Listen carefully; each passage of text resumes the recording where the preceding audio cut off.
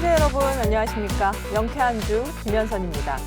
본격 시사 토크 명쾌한 주가 편안한 주말 오전 여러분과 함께합니다. 한 주간의 뜨거운 이슈를 명쾌하게 정리해보는 시간 명쾌한 주는 제주 MBC 유튜브 채널을 통해서도 시청하실 수 있습니다. 명쾌한 주 지금 바로 시작합니다.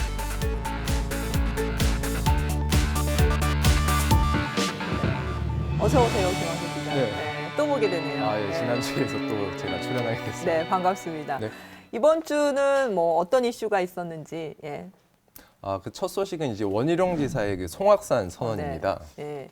그 이제 원 지사가 워낙 이제 그 제주의 난개발과 관련된 논란이 많잖아요. 그래서 개발 사업에 대한 어떤 입장을 밝히겠다고 해서 이제 송악산 선언을 했는데 어떤 내용인가요? 예. 네, 원 지사가 이제 송악산 앞에서 직접 선언문을 발표했는데요. 우선 중국 자본인 신해원 유한회사가 송악산에 이제 추진하고 있는 호텔과 캠핑 시설 등을 이제 추진하는 요션타운 개발 사업에 대해서는 굉장히 부정적인 입장을 네. 보였습니다. 네.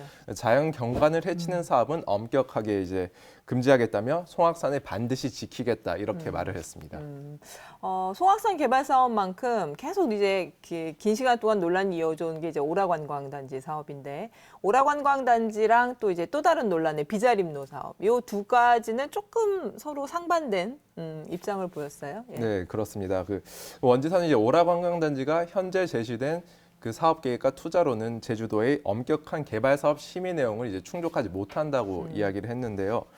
대규모 투자는 자본의 신뢰도와 사업 내용의 충실성을 엄격히 심사하겠다며 밝힌 데 따른 겁니다. 비자림로 확장의 경우 이제 법정 보호종 보호와 또 환경 저감 대책을 마련해 추진하겠다고 이 상반된 입장을 보였는데요. 이미 좀 동력을 잃은 사업에만 강경한 입장을 취하고 있다 이런 비판이 좀 나오고 있습니다. 뭐 제주에 찬반 갈등이 있는 개발 사업이 워낙 많다 보니까 뭐 또 다른 사업에 대해서는 얘기가 없었나요? 원지사는 이제 그 제주시 조천읍 이제 서늘 1리에 추진되고 있는 제주 동물 테마파크의 경우는 이 코로나19 이후 세계적으로 이제 좀 논란이 되고 있는 생태계 교란 그리고 인수 공통 감염병 우려를 고려해서 이 신중하게 추진해야 된다 이런 입장을 밝혔고요. 또 현재 이제 허가 취소 소송이 진행되고 있는 녹지 국제병원 같은 경우는 헬스케어 타운의 본래 취지에 맞는 공공 의료와 연구 개발 단지로 전환하겠다고 밝혔습니다. 예. 원희룡 지사가 사실은 한 일주일 전쯤에 사실은 자기가 이런 개발 사업에 대한 입장을 밝히겠다라고 예고를 하고 또 이제 송악산까지 가서 일요일 아침에 어떤 주요 개발 사업에 대한 입장을 밝히겠다고 계속 예고를 해서 워낙 관심이었어요. 이후에 뭐 시민들의 반응도 다양했을 것 같은데요. 네, 그 시민단체에서도 좀 다양한 반응들이 나왔는데요. 제주환경운동연합 같은 경우는 이제 제주도가 나아가야 할 방향을 제시한 것은 긍정적이다. 그렇지만 난개발 방지를 위한 구체적인 이행 방안을 또 마련해야 할 것을 촉구를 했습니다. 또 비자림로 확장 공사를 반대하는 시민단체의 경우 그 제주도가 환경 저감 대책으로 내세운 대체 서식지 성공 사례가 전 세계적으로 한 건도 없다면서 공사 자체를 철회해야 할 것을 촉구를 하고 있는데요. 네. 마지막으로 또 제2공항 강행저지 비상도민회의는 이번 선언에 제주도의 최대 개발 사업이 될 제2공항 내용이 완전히 빠졌다면서 강력하게 비판을 하기도 했습니다. 사실은 이 공항 사업이 가장 중요한 그렇습니다. 개발 사업이니까 그런 의견들이 나오는 것 같은데요. 다음 소식으로 가죠. 그 수돗물 유충 사태가 이번 주에도 가라앉지 않았어요. 계속 뭐 피해 신고도 접수가 되고 그랬는데 지금 현재 상황은 어떤가요? 예. 네, 제주도는 이제 수돗물 유충이 발견된 강정정수장의 운영을 이제 11월부터 잠정 중단하기로 결정을 했습니다. 네. 이에 따라 어승생 정수장과 토평 정수장, 남원 정수장을 활용해서 서귀포시 지역 2만 4천여 가구에 하루 2만 1,000톤의 수돗물을 이제 공급할 예정입니다. 예. 유충이 발견된 지 한 18일 정도 지나서야 지금 정수장 운영 중단 선언하게 된 거거든요. 그렇게 시간이 지나서야 어떤 정수장을 운영을 중단하겠다라고 한 이유가 있나요? 예. 제주도는 우선 이제 수돗물 그 유충의 크기가 너무 작아서 이제 노후된 강정정수장의 여과 장치로는 이제 차단이 어렵다고 일단 판단을 내린 거고요. 네. 제주도는 이제 강정정수장의 이제 정수 기능을 개선하기 위해서 물을 정화하는 모래를 교체하고 또 미세한 유충을 거르기 위해 정밀 여과 장치를 설치할 계획입니다. 뭐 아무튼 그 원인을 찾기도 좀 힘들고 그거에 따른 단기 대책을 마련하기도 만만치가 않았나 보네요. 어쨌거나 이제 강정정수장 운영이 중단이 되면 강정정수장에서 물을 공급받던 지역들은 또 다른 정수장을 통해서 이제 물을 공급받아야 될 텐데 이 과정에서 이런 게 진행되는 과정에서 오염된 물이 공급되는 일도 있었다면서요? 네, 실제로 그런 일이 발생을 네, 했습니다. 그 지난 26일에 서귀포시 동홍동 지역 5천여 가구에서 검붉은 수돗물이 쏟아졌다는 제보가 네. 민원이 계속 제기가 됐는데요. 강정 정수장에서 물을 공급받는 배수지를 모두 비워낸 뒤, 그다음에 또 남원 정수장으로부터 이제 물을 공급받는 과정에서 또 기존에 또 남원 정수장에서 물을 공급받던 동홍 배수지가 있습니다. 네네. 그 동홍 배수지의 수위가 급격히 낮아지면서 수돗물과 침전물이 섞인 겁니다. 네. 배수지 사실- 네. 수위가 갑자기 낮아지면서 네네. 침전물이 좀 나간 거군요. 네, 그렇습니다. 그 사실 이제 수계 전원 과정에서는 또 녹물이 섞일 가능성도 있는데요. 배수지 수원을 바꾸면서 오랫동안 방치된 관로를 사용해야 돼서 녹물이 완전히 제거되지 않을 경우 오염된 수돗물이 또다시 공급될 가능성도 있습니다. 우리가 광역상수도 체계다 보니까 관로들은 다 시설이 되어 있고 네네. 기존에 안 쓰던 관로들을 통해서 이제 또 다른 쪽에서 이제 공급받다 보니까 그런 일들이 생길 수 있다는 네, 거 같네요. 그렇습니다. 뭐 어쨌건 제일 중요한 거는 이제 유충이 어떻게 유입이 됐는지 이런 원인을 찾는 거고 그게 빨리 밝혀져야 사실 대책을 세울 텐데요. 네. 네, 그래서 제주도는 지금 이제 민관 합동 조사반을 꾸렸습니다. 그래서 유충 유입 경로에 대한 심층 조사를 실시할 예정인데요. 그 용천수 취수원부터 또 취수탑까지 유충의 서식 환경을 조사하고 또 정수장에서 유충 유입을 막을 수 있는 그런 대책까지 마련할 계획입니다. 네. 이번 주에 관광공사 사장 예정자에 대한 인사청문도 있었죠? 네, 예. 그렇습니다. 네, 논란이 일어왔던 이제 원희룡 지사 측근 의사 인사 의혹이 쟁점이 됐었는데요. 네.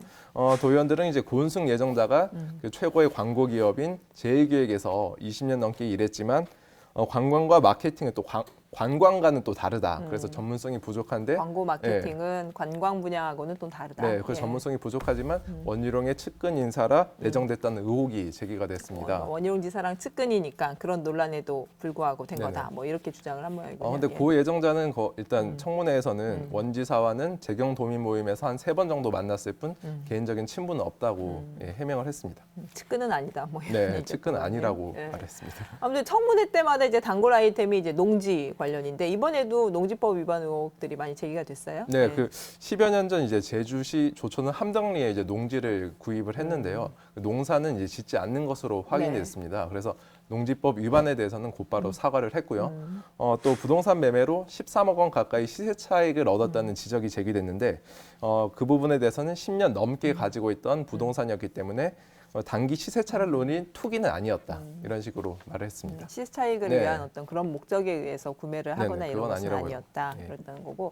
아무튼 그런 논란들이 있었지만 도의회에서 이제 적격 그 내용의 청문 보고서를 채택을 했어요. 네, 그 4시간 가까이 진행된 인사청문 끝에 적격 보고서가 일단 채택이 됐습니다. 그 이유는 관광공사의 이제 수익 구조를 개선할 수 있는 적절한 방안을 제시했다는 건데요. 특히 계속 적자를 보고 있는 관광공사의 면세점 사업을 흑자로 전환하겠다는 이제 자신감을 드러냈는데 그 부분을 좀 높이 평가한 것으로 보입니다. 임명은 이제 원희룡 지사가 하게 되는데요. 이르면 다음 달 초쯤 진행될 예정입니다. 관광공사 아무래도 적자 운영이 가장 큰 현안이다 보니까 그런 판단을 한 것 같네요. 마지막 소식으로 가보죠. 그 4.3 생존 수영인과 유족들이 국가를 상대로 손해배상 청구를 제기를 했고 그 첫 변론 재판이 있었어요. 네, 그렇습니다.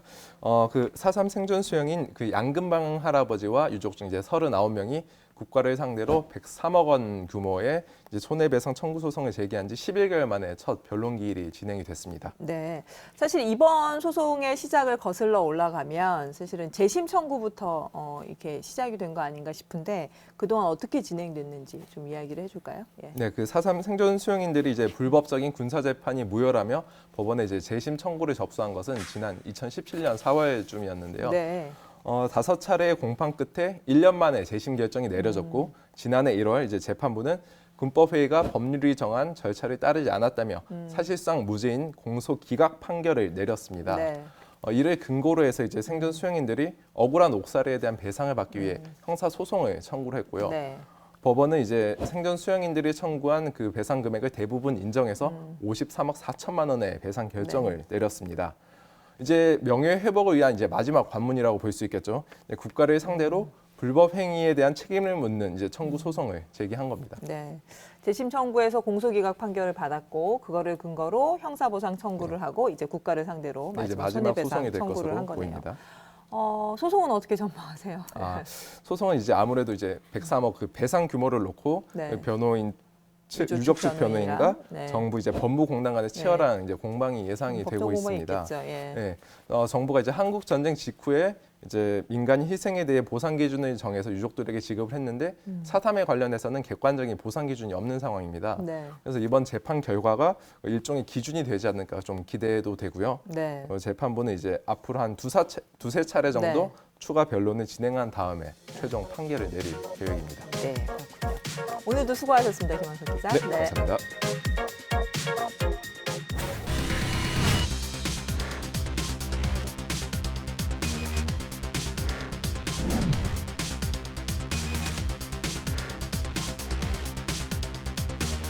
원희룡 도지사의 잇따른 대권 행보에 대한 질타가 쏟아졌습니다.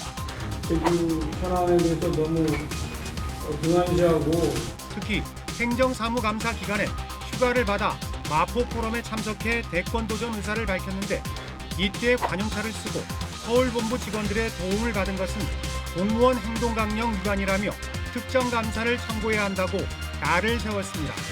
똑같은 공무원 윤리 위반이죠. 맞지 않습니까?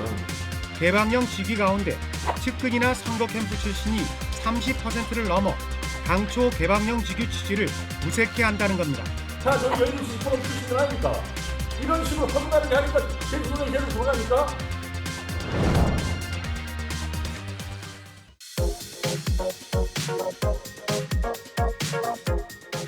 한 주간의 뜨거운 이슈를 놓고 벌이는 패널들의 용호 상방 이슈 토크 시간입니다. 네. 안녕하세요. 안녕하십니까. 김원국 의원님 바쁘셨죠? 조금 바빴습니다. 네. 그동안 뭐 행정사무감사 행정사무감사 때문에. 인사청문회. 워낙 도의회에서 제일 중요한 행사잖아요. 행정사무감사가. 어찌 보면 의회 일정 중에 가장 바쁜 시기가 지금이 아닌가 싶습니다. 네. 고 기자님도 잘 지내셨어요? 저는 서귀포 살고 있거든요. 네. 그러다 보니까 얼마 전에 이제 벌레가 또 나와가지고 맞다. 또 그래서 이제 모든 가족들의 우려를 불식시키기 위해서 이제 또 수도꼭지를 바꿨거든요. 네. 예, 이게 일주일도 안 돼가지고 하얗던 필터가 지금 갈색으로 지금. 동홍동이세요? 예, 그렇습니다. 저희 뉴스 했는데 그거. 아이고, 저희 집 오셔도 될 뻔했는데. 그러네요. 예. 그래서 이번 주는 행정사무감사에 대한 이야기를 좀 해볼까 해요. 11대 도의회 후반기 원구성된 이후에 첫 행정사무감사였고, 그래서 얘기를 좀 해보려고 하는데, 일단 김 의원님부터 좀 얘기를 해볼까요? 이번 행정사무감사 마무리하시면서 뭐 소감이랄까요? 예. 사실 행정사무감사가 의회의 꽃이고 가장 핵심 우리 의원들의 역할이지만 이번 행정사무감사는 참 시기적으로도 그렇고 좀 여러 가지 여건이 안 좋았습니다. 왜 이 말씀을 드리냐면 저희가 7월 달에 상임위가 바뀌고요. 그리고 9월 달에 업무보고를 받았고요. 한 달 만에 행정사무감사를 하려고 하니까 여러 가지 뭐 제약들이 많아서 이번 행정사무감사는 이따 우리 고재일 기자님 얘기하겠지만 조금 이제 동력이 떨어진 그런 평가를 할 것 같습니다. 고 기자님이 내가 그런 얘기를 할 줄 알았어. 뭐 이런 표정으로 끄덕거리면서 했는데. 예상하고 있었습니다. 네. 인상평 어떠세요? 네. 글쎄요, 뭐 이제 뭐 상임위가 바뀌고 나서의 첫 감사라는 거, 물론 그런 시기적 한계 어떤 이런 것도 분명히 인정을 해야겠습니다만은 사실 일단은 이제 도민의 한 사람으로서 평가를 하는 입장에서 정말 냉철하게 얘기를 하자면 현안 실종됐고 코로나 실종됐고 그리고 지문미 도민들을 지켜주지 못해서 미안해 행감이 아닐까 싶네요. 그러니까 사실 초선의 팩이라든가 아니면 재선 다선의 노련함이라도 이게 행정사무감사에 좀 녹아 있어야 하는 게 저는 맞다고 보는데 팩이도 없고 노련함도 없고 뭐 물론 여러 요인이 있겠습니다만 결과적으로 아니하는 이만 못한 행감? 아니, 세게 얘기한 겁니다. 이건 세게 하고 이때 약하게 얘기하겠습니다. 그래서 사실 저희 보면은 그 우리 행정사무감사 시작하기 바로 하루 전에 일간지 보면은 이번 행정사무감사 이렇게 준비하겠습니다. 뭐 도민들의 시선에서 보겠다. 뭐 정책 대한 감사를 하겠다.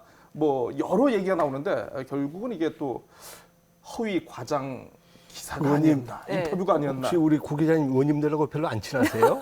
친하지 않습니까? 오늘 말씀하시는 건 굉장히 안 친한 네, 발언인데. 초반부터 너무 힘 빼지 마시고 예. 얘기를 시작을 해보죠. 아까 뭐 코로나 실종 이 얘기 하셨는데 예. 사실은 이게 워낙 지금 최대 현안이 코로나이다 그렇죠. 보니까 이번 행정사무감사는 거의 코로나와 관련된 이슈들이 줄을 이룰 거라고 생각을 했어요. 네. 그래서 일단 이번 행정사무감사에서 이제 뭐 코로나에 대응은 잘 하고 있는지 아니면 그와 관련된 어떤 대비책 이런 것들은 잘 마련됐는지 뭐 이런 얘기들이 좀 오가는 부분들 다시 한번 좀 짚어보는 걸로 하죠. 예. 예. 어떤 얘기들이 좀 주요 정점이 됐나요? 근데 저는 관련해서? 코로나와 관련해서는 뭐 우리 대한민국도 그렇고 우리 제주도도 그렇고 저는 굉장히 철저하게 방역 수칙을 준수하고 있고요. 네. 그리고 또 행정에서도 저는 사실 잘하고 있다고 봅니다. 그래서 여러 가지 뭐 소소한 문제점은 있었지만 큰 틀에서는 코로나와 관련해서 저희 상임위 같은 경우는 이제 모든 행사 축제가 이제 없어지다 보니까 오히려 그 부분에 대한 이제 아쉬움이 있었고요. 그리고 내년 예산에 이제 관련해서는 좀 어느 정도 이제 도민의 뭐 화합 차원이라든지 또 도민의 문화 생활 영유를 위해서 그런 예산들에 대해서는 좀 많이 편성해 달라는 그런 요구를 좀 했었습니다. 저희가 상임위 차원에서. 그래서 아마 그런 부분은 좀 이제 저희가 긍정적으로 봤고요.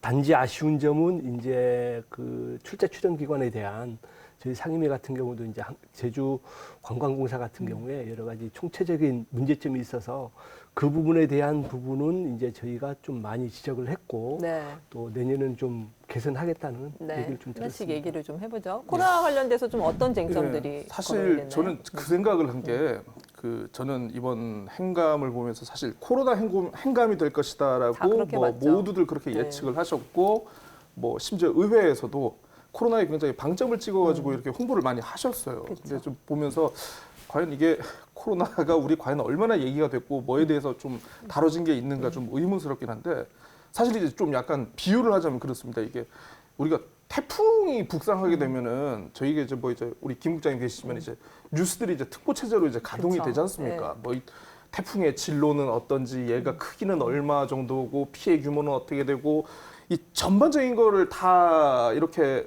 좀 이렇게 정리를 해가지고 보도를 하는 측면이 있는데 사실 코로나라는 전대미문의 태풍이 지금 북상하고 있는데 과연 의회가 방역 수칙에 대해서 잘하고 있는지 그리고 뭐 행사에 대해서 뭐 이렇게 뭐 어떻게 내년엔 가능한지 이 정도만 물었다는 건 너무 이거는 1차원적인 질의가 아니었나 싶습니다. 그러니까 사실 뭐 물론 이제 방역이라든가 어떤 경제 요거 관련해 가지고 국가가 큰 틀에서 기준을 잡겠지만 그래도 제주도 역시 제주도의 특성과 어떤 제주도의 환경에 맞는 코로나 대책을 세웠어야 됐지 않나 싶어요. 그래서 당장 도민들은 내일 코로나 때문에 어떻게 될지 다음 주 어떻게 될지 내년에 어떻게 될지 좀 궁금한 상황인데 사실 제주도가 행정이 무엇을 어떻게 언제 코로나와 관련된 대책을 준비하고 진행하고 있는지를 따지고 안 돼 있으면 이걸 요구를 요구하고. 했어야 하는 그런 상황인데 뭐 방역 대책도 그렇지만 뭐 재난지원금 내년엔 또 할 건지 뭐 지금 또 단체 관광객 쪽들이 지금 많이 지금 힘든 거 힘드시잖아요. 하니까. 그 부분들 관련한 대책은 없는지 뭐 폐업업체는 속출하고 있다는데 이 폐업업체를 좀 더 우리가 제도적으로 진행할 수 있는 그런 방안은 없는지 뭐 관광 분야 종사자들이 굉장히 많이 정리해고를 당하셔가지고 이분들 실업급여를 받고 있는데 이거 끝나면 어떻게 할 건지 이걸 좀 종합적으로 좀 질의를 하고 따져봤어야 하지 않을까 싶은데 안 보였다. 없었나요? 좀 예, 그 해명을. 부분은 저희 상임위 같은 경우는 아까 말씀하신 대로 여러 가지 문화 예술 관련된 분들이 이제 어려움 그리고 축제에 대한 부분들이 있었는데 사실 그 부분에 대해서는 정부도 그렇고 지금 지방자치단체도 정해진 게 없습니다. 왜냐하면 이게 코로나 확산이 지금 어떻게 될지 모르기 때문에 단 저희가 이제 우려하는 부분은 아까 우리 고재일 기자님 말씀하신 대로 코로나와 관련해서 굉장히 어려워진 이제 우리 영세 사업자라든지 그 관광업계 종사하시는 분을 포함한 여러 가지 부분에 대해서는 아마 도에서도 고민을 하고 있을 것 같고요. 특히 그 예산과 관련해서는 아마 내년에는 제가 보기에 그 지원금 자체는 사실 어렵지 않나 보는 게 그 뭐 올해도 그렇고 내년도 그렇고 지금 지방채 발행이 굉장히 많은 네. 금액이 소요가 됩니다. 올해 같은 경우도 이제 1,000억 가까이 이제 재난지원금으로 이제 도에서 집행을 했는데 아마 내년에는 제가 보기에는 쉽지는 않을 것 같고요. 그 대신 뭐 상태가 뭐 악화된다고 하면 또다시 고민해 볼 문제지만 어쨌든 내년 제주도의 재정 여건상 여러 가지 지원한다는 부분은 힘들 것 같고 그 대신 이제 아까 말씀하신 대로 뭐 어려운 분들에 대한 이제 간접적인 지원은 아마 고려하고 있을 거라고 저는 생각합니다. 그런 부분 관련해서 의회에서 뭔가 그 집행부 쪽에다가 요구를 한 부분들은 없나요? 구체적으로? 뭐 전체적으로 봤을 때는 아마 그 행자위라든지 농수축경제위원회에서 그런 부분들을 제가 질의한 걸로 알고 있고요. 네. 다만 이제 고재일 기자님이 말씀하신 포괄적인 부분에서는 좀 저도 미흡했다고 봅니다. 그래서 그런 부분들은 어차피 이제 다음 달에 내년 예산이 편성이 됩니다. 그때 우리 의회에서가 뭐 증액을 한다든지 감액을 하는 그런 조치가 취해지기 때문에 저는 아마 뭐 다음 달에 있는 예산 심의 때 좋은 말씀 해주시면 저도 적극적으로 반영하도록 하겠습니다. 아니 근데 행감 때 못한 얘기 예산 심의 때. 예산 심의 때 하신다고 하니까 그 저희가 전에 한번 그 드림타워 카지노 얘기를 네. 한번 한 적이 있잖아요. 네. 그때 이제 방송 끝나시고 그 얘기를 하셨어요. 아, 저 카지노 환경 영향 평가 저 기준을 좀 바꿔야 돼. 하면서 방송 끝나고 나 이거 저 이번에 저 행정사무감사 때 나 이거 꼭 물어보자. 그 얘기를 하셨거든요. 물어보셨죠? 좀 이따 제가 말씀드리겠는데요. 어쨌든 그때 결과를 제가 네. 뭐 저 역시도 그 상임위에 있기 때문에 뭐 조례 개정하는 걸로 제가 입법 추진을 하기로 했습니다. 아유, 그렇군요. 축하드립니다. 잘하셨습니다. 뭐 지금 이 자리가 지금 뭐 김한국 의원님이 의회를 대표해서 뭔가 공격을 하기 위해서 한 자리는 아니고 저는 행정사무감 굉장히 편안합니다. 네. 행정사무감사에서 논의됐던 쟁점들 잘 소개를 해주시면 될 것 같아요. 네. 아까 뭐 이제 그 코로나 관련된 얘기가 나오면서 이제 뭐 문화예술단체의 어려운 사정들도 뭐 의회에서 좀 얘기들을 했지만 그 와중에 이제 출자 출연기관에 대한 어떤 운영의 문제로 사실은 이어졌어요. 왜냐하면 뭐 출연급이 굉장히 늘어난 부분들 재정난이라고 하면서 뭐 그런 부분들 그다음에 워낙 그 적자 운영이 되는데 이제 뭐 임직원들은 뭐 그 나쁘지 않은 연봉들을 받고 있는 상황들 뭐 이런 것들이 갑자기 이렇게 도마에 오르고 했는데 어떤 내용들이 이야기가 됐는지 좀 소개를 해주시죠. 사실 출자 출연 기관이 이제 근본적으로 보면 의지할 수밖에 없는 그런 구조입니다. 그래서 특히 저희 상임위 같은 경우는 이제 문화예술재단과 그 제주관광공사가 어찌 보면 좀 많이 이슈가 됐는데 사실 문화예술재단 같은 경우는 내년 예산을 굉장히 많이 이제 증액해가지고 사업을 확대하겠다고 했는데 사실 코로나19와 관련해서 어찌 보면 이제 지역 정세에 맞나 이런 부분들이 저희가 지적을 했고요. 특히 또 제주관광공사 같은 경우는 총체적인 난국이다. 조직의 문제 그리고 그 경영의 문제 그리고 재정의 문제. 그래서 아마 그 내년에는 이제 제주관광공사가 새롭게 거듭날 수 있도록 저희가 많은 지적과 뭐 제도적인 개선을 요구했기 때문에 아마 그런 부분에 대해서는 우리 도민들도 충분히 이번 기회에 아셨고 아마 출제 출연 기관들도 이번 행정사무감사를 통해서 우리 도민들이 지켜보고 있다는 그런 마음으로 아마 내년에는 좋은 경영을 하지 않을까 그런 생각을 하고 있습니다. 공기업이라든가 출자 출연 기관의 어떤 이 구조적인 문제. 사실 이거는 이번 행감만이 아니고 이때까지 계속 뭐 거의 뭐 반복되어 왔던 그렇죠. 문제이긴 하죠. 그런데 사실 제주관광공사의 어떤 그 경영 위기, 어떤 사장과 일단 일반 직원들 간의 어떤 그 이 급여의 갭 네. 이런 것들이 많이 부각되기는 했습니다만 좀 아쉬운 게 사실 면세점 철수 결정 이후로 굉장히 어떤 관광공사에 대한 좀 어떤 부정적인 시선이 많이 쏠리기 많아졌죠. 시작했고 예. 그럼 사실 이번에는 사실 이 도의회에서 추궁을 하고 질의를 하고 이 책임을 따져 묻는다고 해도 사실 누구 책임질 사람이 없지 않았습니까?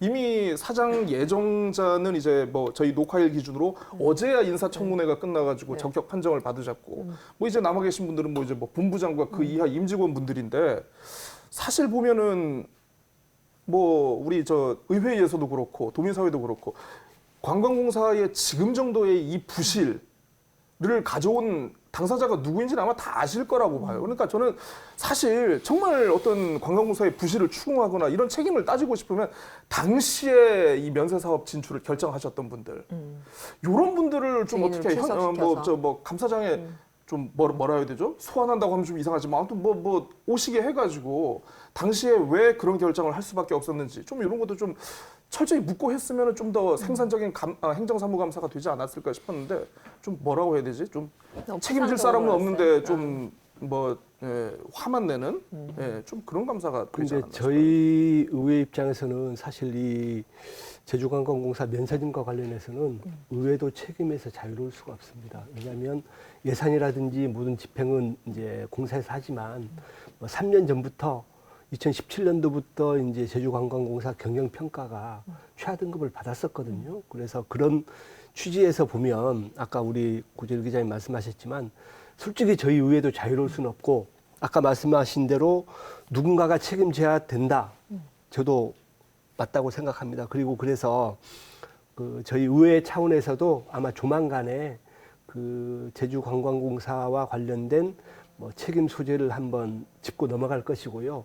그 부분은 사실 뭐 어제도 저희가 잠깐 논의를 했었습니다. 사실은 논의를 했었고 그 부분은 이제 의회 전체 차원에서 아마 조만간에 뭔가 계획이 있지 않나 저는 그런 생각을 하고 있습니다. 인사청문이 있었으니까요. 신임 사장에 대한 그러한 부분들의 주문은 충분히 이루어졌나요? 예.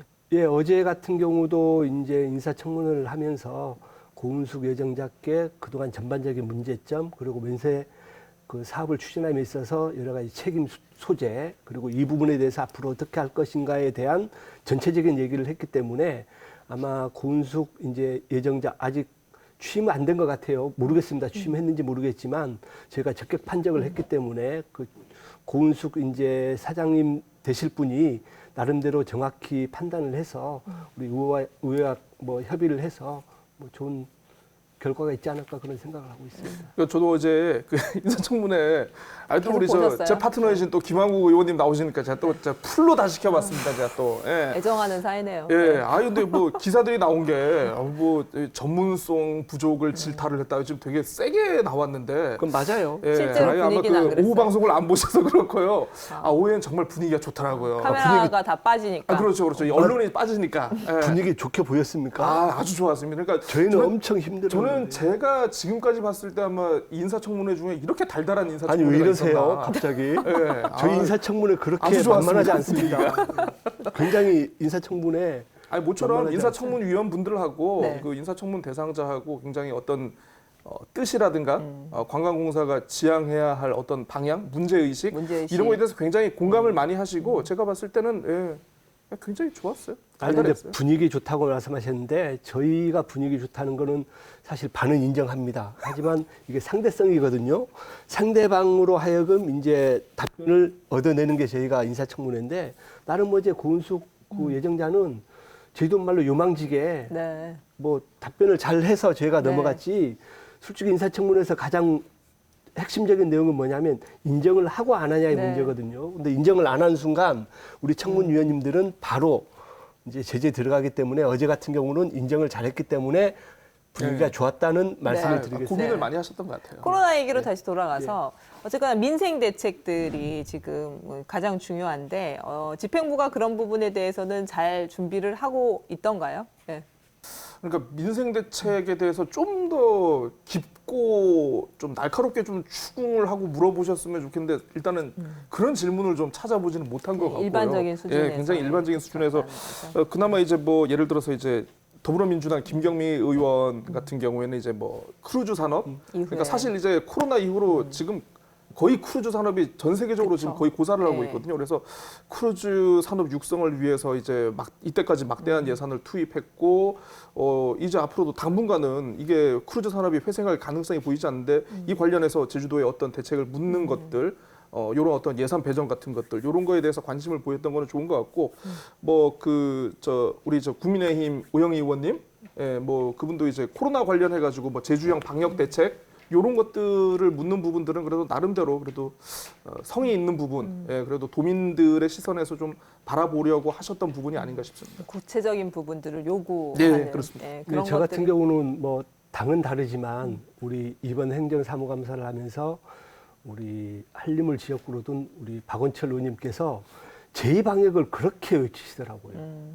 특히 우리 그 제주도 같은 경우는 지리적 여건상 항만과 공항만 어느 정도 통제가 되면 여러 가지 방역 체제는 완벽하기 때문에 사실 저는 그 박원철 의원님 말씀하신 제2방역과 관련해서는 저도 공감을 하고 있거든요. 그래서 집행부에서도 아마 이제 조만간에 네. 그 제2방역과 관련해서는 여러 가지 개선점도 내놓을 것 같고 해서 저는 이번 코로나와 관련해서는 우리 상임위에서는 우리 박원철 의원님이 그나마 좀 방역과 관련된 이제 집중적인 질문을 해주셨기 때문에 네.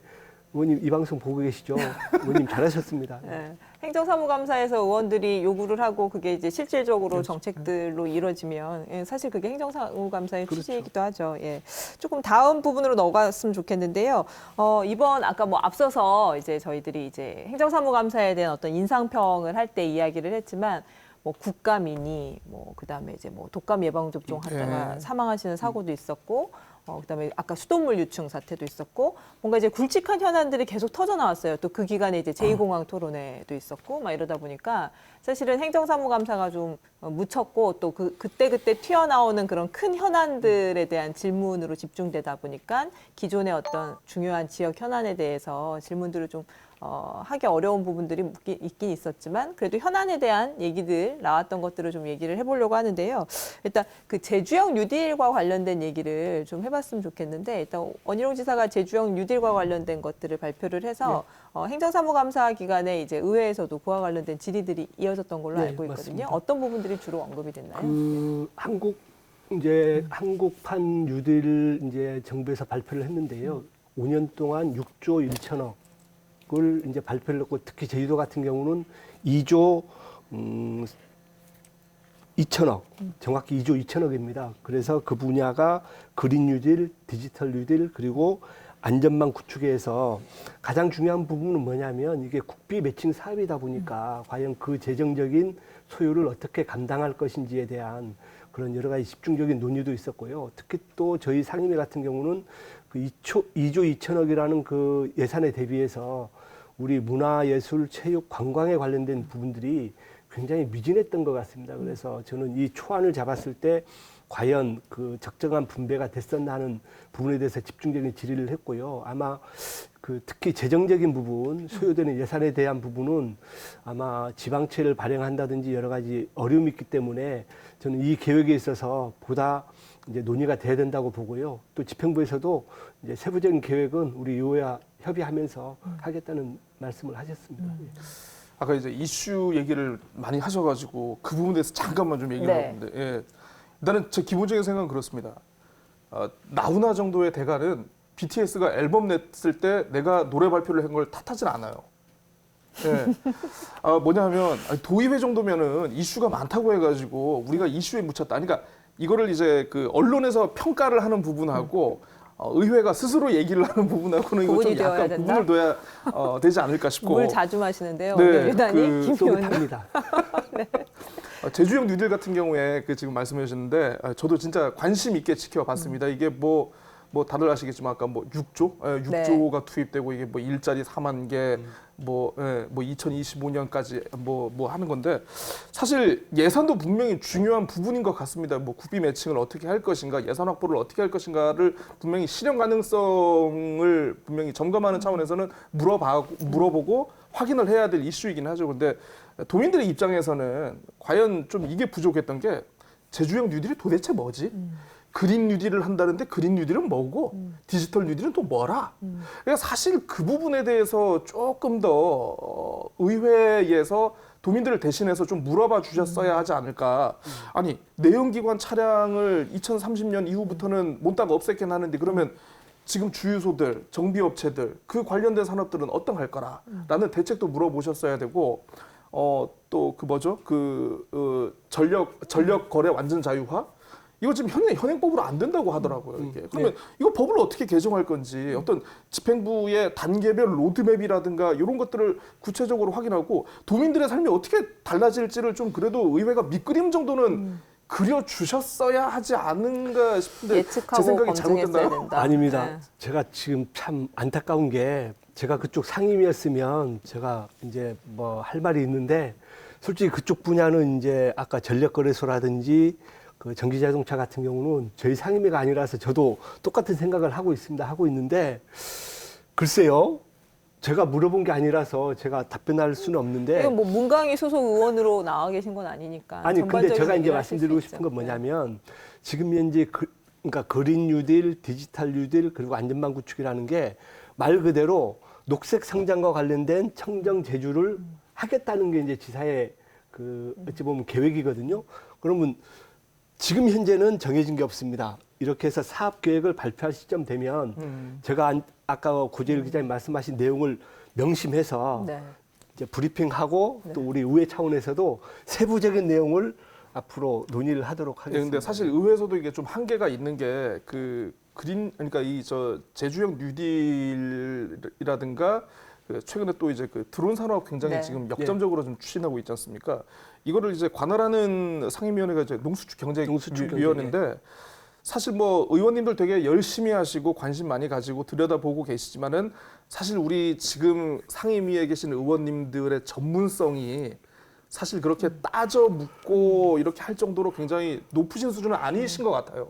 그럼 뭐냐면 이 의분들이 어떤 이 정책을 점검하고 들여다보고 체크를 할 수 있도록 그 좀 지원하고 서포트 하시는 분들이 좀 그런 분들이 좀 많아야 되는데 그런 전문위원을 또 뺏기셨죠, 또 도청에.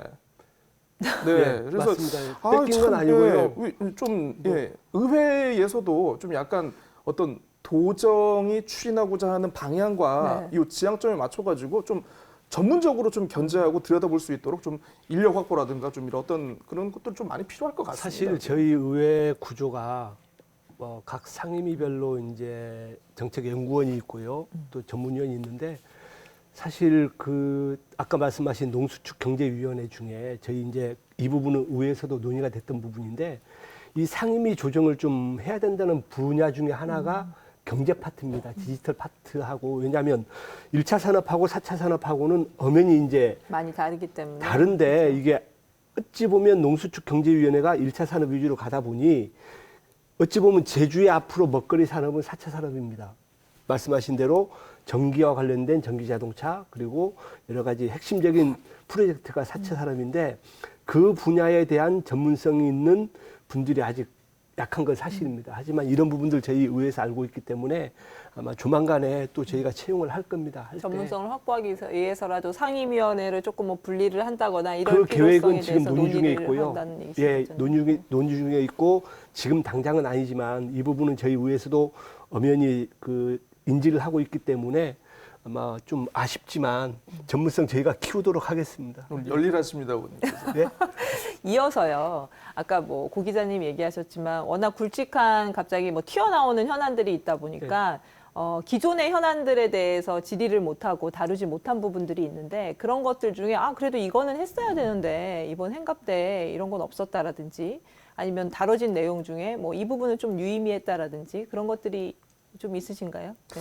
그러니까 저는 그 의회가 바라보는 이슈하고 도민들이 바라보는 이슈가 굉장히 좀 차이가 있나? 그러면 안 되는 거 우리는 아니에요? 서로 다른 세계에서 살고 있는가? 네. 좀 고민을 좀 많이 했습니다. 그래서 사실 뭐 제주형 뉴딜 금방 얘기를 했습니다만은 저희 그 명쾌한주에서도 한번 다룬 적이 있었죠. 도시공원 일몰제. 네. 그러니까 왜냐하면 지금 토지주분들이 지금 반대 대책이 결성해가지고 지금 당장 사업이 어떻게 될지 지금 장담을 하기 힘든 상황이고요. 그래서 이런 부분도 좀 따졌어야 하지 않나 싶고, 그리고 이제 행감이 한참 진행 중인 때 이제 지사가 이제 잠시 후에 얘기하겠습니다만 네. 이제 송악 선언을 해가지고 환경보전기여금과 각종 개발 사업에 대한 어떤 원칙을 내세우셨지 않습니까? 네. 요거에 대해서도 좀 따져 물으셨어야 하고 뭐 청년 취업이라든가 부동산 사실 도민들이 굉장히 관심이 많은 건 그런 분야고 청년 정책에 관심 많으셨잖아요, 우리 의원님. 예. 그래서 좀 그런 것도 좀 못 봤. 행감 기간 중에 또 그런 게 있어요. 민노총 제주본부가 그 화북공단 근로자분들 그 10명 가운데 한 4명 정도가 법정 수당을 못 받는다라고 한번 이렇게 네. 좀 의견도 내시고 있는데 그럼 그런 거에 대해서도 좀 이렇게 따져 묻고 그때 즉시 현안에 대해서 했었는데 좀 어떻게 뜨거운 내용은 참 피해가고 그냥 밋밋하고 그냥 뜨뜻한 온탕에서만 계셨는지 또. 좀 반격을 하세요. 그래도 되게 유의미한 이런 것들은 우리가 제대로 지적했어. 뭐 없으세요? 아니 근데 오늘은 저에 대한 청문회 같아서 제가 몸둘 바를 모르겠는데 사실 저는 그런 생각합니다. 의회의 역할이 네. 물론 비판도 받아야 되지만 또 잘한 부분은 잘하는 거거든요. 그래서 약간 현안 뭐- 다룬 것 중에 그래도 뭐 이런 것들은 우리가 좀 시의적절하게 짚었다. 뭐 예를 들면 우리 행정자치위원회 같은 경우는 뭐 행정시장 직선제라든지 또 이제 그 직선제가 정부의 반대로 안 된다고 했을 때 우리 도에서 할 수 있는 행정구역 개편이라든지 이런 부분을 논의하고 TF팀을 만들었다는 맞아요. 부분은 네. 좀 진취적으로 보고요. 네, 행정체제 개편에 대한 이야기들을 그쵸. 해서 어찌 TF 보면- 의견 수렴을 위한 TF까지 구성하겠다는 예, 집행부의 밑그림을 답변을 그렸거든요. 예, 그래서 그런 풀어냈죠. 부분들도 좀 말씀해 주시고요. 그리고 저 같은 경우는 이제 지난번에도 제가 이 자리에서 말씀드렸지만 카지노 산업 영향 평가와 관련해서 아까 칭찬해 주셔서 고맙습니다. 저는 사실 그 부분은 맞다고 봐요. 지금 앞으로도 그 카지노 산업 자체가 제주도에 막대한 영향을 끼치기 때문에 이번 조례 개정을 통해서 뭐 일률적인 그 평가 항목을 좀 여러 가지 여건에 따라 가지고 네. 하겠다는 그런 얘기했고요. 또 하나는 그 원도심 같은 경우에 여러 가지 공동화가 많이 진행이 돼 있습니다. 그래서 제가 제주시를 방문했을 때 그런 얘기를 했습니다. 원도심을 어떻게 살릴 것인가? 뭐 안동호 시장님께서는 뭐 여러 가지 공적 기관을 유입해서 하겠다고 하는데 쉽지 않거든요. 그래서 저는 네. 그런 부분에 대해서는 사실 작은 것부터 우리 차고지 증명제 있잖아요. 이런 부분이라든지 또 공영주차장에 원도심 지역 주민들은 어느 정도 좀 그 혜택을 볼 수 있는 그런 정책적인 제안을 했고요. 또 하나는 네.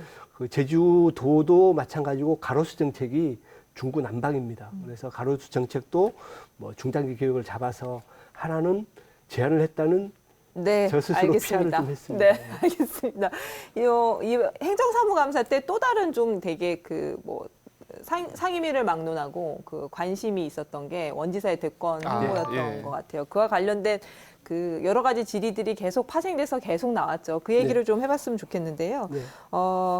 그 분위기는 어땠나요? 뭐 그 마포 포럼 네. 가가지고 이제 대권 사실 구체적인 선언을 했는데 그와 관련해 가지고 뭐 질의도 많고 뭐 했었는데 전체적인 뭐 의회에서의 분위기라든지 그런 부분 좀 전해주시죠. 예. 그 마포 포럼이라는 게 사실 어찌 보면 정치 정책을 이제 아울릴 수 있는 포럼인데 사실 10월 15일 날 원지사가 마포 포럼에서 대선 어찌 보면 뭐 선언까지는 아니지만 어쨌든 대선 출마 의지를 표명하셨거든요. 네. 그리고 일주일 단위로 우리 야권의 대선 후보들이 계속 이제 포럼에서 강연을 했었습니다. 그 내용을 보면 원지사가 했고요. 20일 날 오세훈 시장이 했고 또 조만간에 또 김태호 전 경남지사가 할 거고요.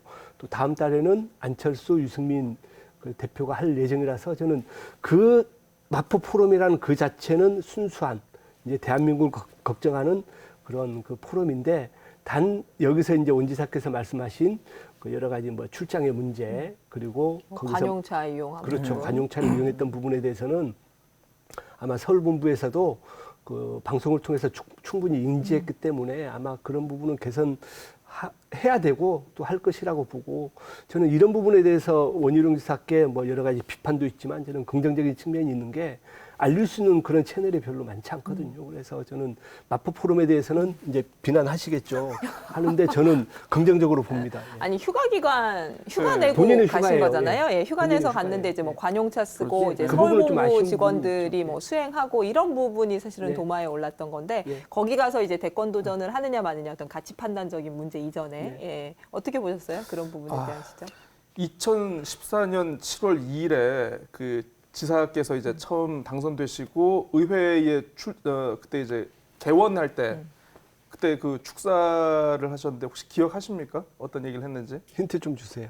예, 의회주의자라고 하셨거든요. 네, 맞습니다. 본인 의회주의자다. 기억이 나네요. 예, 네. 그래서 의회를 존중하고 의회와 협력을 해가지고 도정을 잘 이끌도록 하겠다라고 얘기를 했는데 참 어떻게 보면 이번 행정사무감사 뭐 이렇게 뭐 박하게 평가하는 부분에 대해서 뭐 물론 같은 생각을 하지 않는 분들도 분명히 계실 겁니다. 근데 의회주의자의 반의회주의적 행태가 그대로 나온 게 아닌가 싶은데요. 저는 그렇게 생각 안 네, 합니다. 물론 그 마포 포럼이라는 그 특성상 뭐 이제 뭐 이게 본인의 차례가 와서 이게 뭐 어쩔 수 없이 그런 얘기를 네. 했을지는 모르겠으나 사실 행정사무감사가 열리고 있고 이제 행정사무감사 끝나면 이제 도정 질문에 이제 그 예산 심의가 들어가지 않습니까? 사실 이제 10월부터는 이제 의회의 시간이에요. 이제 모든 게. 그래서 어떻게 보면 우리가 저는 이제 골프를 못 칩니다만은 그 왜 이제 필드에서 마지막 퍼팅할 때 아니, 갤러리가 좀 조용히 좀 이렇게 있어줘야지 선수들이 집중할 수 있게. 갤러리가 그냥 윤석열이냐 추미애냐 선택을 해라. 아, 저 대표 선수로 뛰고 싶다. 자꾸 이렇게 얘기를 해버리면 선수가 집중을 못 하잖아요. 좀 약간 이런 부분에서 좀 뭐라고 해야 되지? 좀 약간 겸양의 미덕을 좀 더 쌓으셔야 하지 않나. 네, 이런 생각이 드네요. 오늘 고 기자님 비유가 굉장히 화려하네요. 네. 네. 저는 뭐 아까 얘기했지만 여러 가지 좀 행정에서 지원한 부분은 잘못됐다고 보는데 사실 그 행정사무감사가 원희룡 지사를 상대로 해서 만약에 했다고 하면 그게 부적절했을 수도 있습니다. 하지만 원희룡 지사는 뭐 우리 본회의장에서 나름대로 말씀하셨고요. 그리고 그 이후에 각 상임위별로 행정사무감사를 하는 시기라서 물론 원희룡 지사를 출석시킨 상임위가 있다고 했으면 분명 그런 자리를 안 갔을 겁니다. 하지만 그런 계획이 있었고 또 그런 부분에 대해서 사실 비난도 할 수 있지만 저는 긍정적으로 보는 게 그런 대권 의지가 있다고 하면 나름대로 원 지사님도 휴가를 내면서 갔다는 그 자체는 저는 그 일정에 대해서는 저는 그렇게 부정적으로 보지는 않습니다. 그 송악산 가셔서 또 네, 이제 네. 선언을 하셨잖아요. 네. 행정 기간 중에 이제 개발 사업에 대한 입장을 정리해서 발표하겠다 예고 기자회견까지 하시고 가서 맞아요. 이제 했어요. 그래서 엄청 이제 관심이 집중됐죠. 일요일 날 사실은 송악산 가서 그렇게 한 전례가 별로 찾아보기가 어렵잖아요. 그래서 굉장히 관심이 집중이 됐고 실제 이제 발표가 끝나자마자 되게 각계 다양한 반응들이 나왔어요. 그 부분에 대해서 좀 얘기를 해봤으면 좋겠습니다. 그러니까 15일 25일이었죠. 25일이었는데 사실 이제 미루어 짐작할 수 있는 사업이 이제 뉴오션 네. 타운 사업 그리고 그렇죠. 송악산 갔으니까. 예, 부영 호텔 그리고 또 뭐였죠? 이제 그 오라 관광단지 네. 예, 뭐 등등이 있었는데 사실 뭐 동물 테마파크를 빼고는 사실 기존의 언론에서는 어느 정도 분위기를 좀 약간 감지하고 있었던 사업의 추진 방향들이었거든요. 그래서 사실 좀 뜬금없다라는 그런 생각도 많이 들었는데 저는 그걸 고민했어요. 왜 저걸 송악에서 했을까? 나는 부분을 좀 많이 고민을 해봤는데 나름대로 이제 이 송악산 뉴태원 개발 사업 같은 경우에는 이미 도의회가 한번 부결을 했기 때문에 지사 입장에서도 어떤 가능성을 좀 내비쳐도 좀 약간 심적인 부담이 좀 덜한 곳이 아닌가. 그리고 이번에 국정감사를 통해 가지고 굉장히 여야 국회의원들이 제주의 환경과 제주의 자연에 대한 어떤 국민적 관심을 많이 얘기를 했거든요. 그렇죠. 이거에 대해서 뭔가 나 나름대로 뭔가 정리된 기준이 있어야겠다라고 생각을 해서 좀 그렇게 한 게 아닌가 싶고 또 하나 그 소악산 같은 경우에는 그 지난 지방선거 때 보면은 그 민주당의 후보가 이제 그 부동산 투기 의혹이 또 있었던 곳 아닙니까?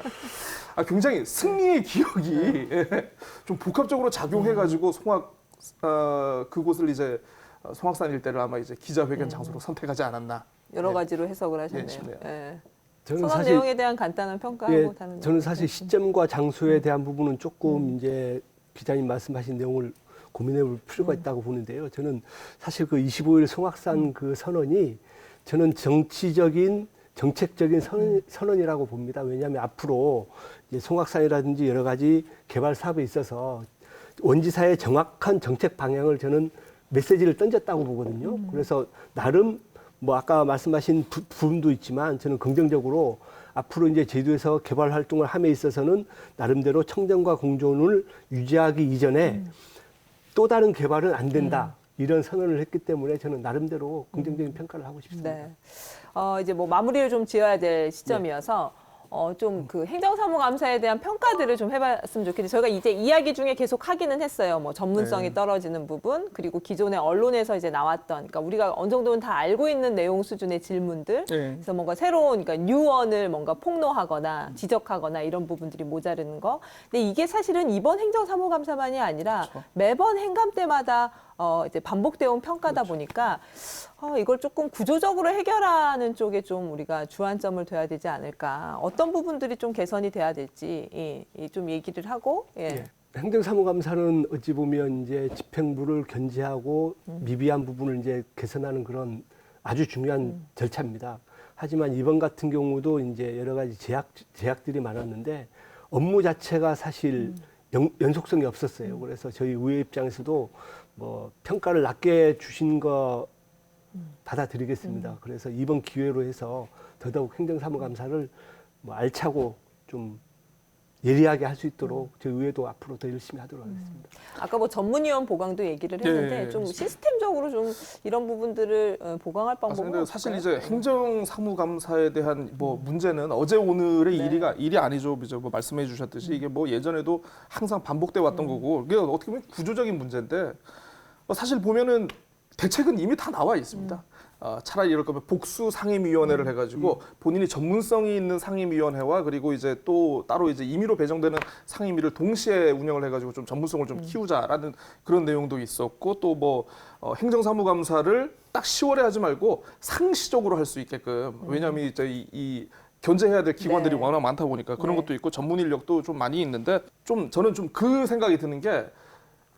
의회와 집행부만의 대화와 공방이 되지 않았으면 좋겠습니다. 그래서 사실 이번에 코로나 행감 같은 경우에는 실제로 관광업계에 계신 분들을 모셔가지고 의견도 그분들 듣고. 목소리도 좀 들어보고 문화예술 네. 쪽 관련해서 이제 뭐 당장 이제 뭐 필요한 분들의 목소리를 현장에서 직접 네. 듣는 것도 아마 어떻게 보면 도민들의 참여나 관심을 좀 더 높일 수 있는 방법이 아닐까 싶은데 좀 내년부터 좀 고민해 주세요. 그런 거는 좀. 좋은 적극적으로 아이디어네요. 고민하겠습니다. 네. 예. 네. 좋은 제안입니다. 네. 오늘은 저희가 이제 깨톡으로 마무리를 아, 예. 했었잖아요. 깨놓고 읽지 마는 톡. 근데 오늘은 대신 행정사무감사 기간에 좀 MVP. 아, 좋습니다. 이번에 이 의원 네. 정말 잘했다. 그런 거 한 분씩 선정해가지고 이유 설명하는 걸로 마무리를 좀 할까요? 김한국 네. 의원님부터 예. 한번 해볼까요? 네. 오늘은 제가 당을 초월해서 그냥 초당적으로 말씀드리겠습니다. 우리 행정자치위원회 강철남 우리 의원님 이번 행정사무감사를 통해서 뭐 친환경적인 그 공영버스에 이제 미세먼지 흡착 필터를 달아달라는 정책 제안을 해주셨습니다. 그래서 저는 이런 그 행정사무감사에서 물론 비난도 좋고 다 좋지만 정책적인 제안을 해주신 그 점에 대해서 높이 평가를 합니다. 강철남 의원님 고맙습니다. 예, 정책 대안을 제안하신 강철남 의원님 MVP로 선정하셨어요. 네. 고 기자님은 예, 그 제가 오늘 방송 준비하면서 과연 이번에 도의회가 행정사무감사를 준비하면서 보도자료를 몇 건을 냈는지 한번 다 체크를 해봤어요. 역시 총 네. 40건을 냈더라고요. 팩트 체크. 40건을 냈는데 그중에 35건을 초선 의원님들이 내셨습니다. 가장 많이 내신 분이 이제 더불어민주당 김경미 의원님이 그래요? 10건. 아. 그 다음이 이제 국민의힘 오영희 의원님이 8건인데 민주당 의원님을 칭찬을 하셨으니까 네. 이제 김경미 의원님은 또 제 마음을 알고 계실 거예요. 그래서 저는 이제 국민의힘 오영희 의원님께 네. 예, 자 이번 행정사무감사 준비하느라 고생 많으셨고요. 앞으로 더욱 낮은 곳으로 임하셔서 도민들의 목소리 들어주셨으면 감사하겠습니다. 네, 두 분 의원님이 꼭 이 방송 보시기를 미리 보실까요? 연락드려서 해야겠네요. 예. 예, 이렇게 마무리를 하죠. 예. 예. 예, 편안한 토요일 오전에 함께한 명쾌한 주 다음 주에도 유쾌한 시사 토크로 찾아오겠습니다. 저는 다음 시간에 뵙겠습니다. 고맙습니다. 그렇습니다.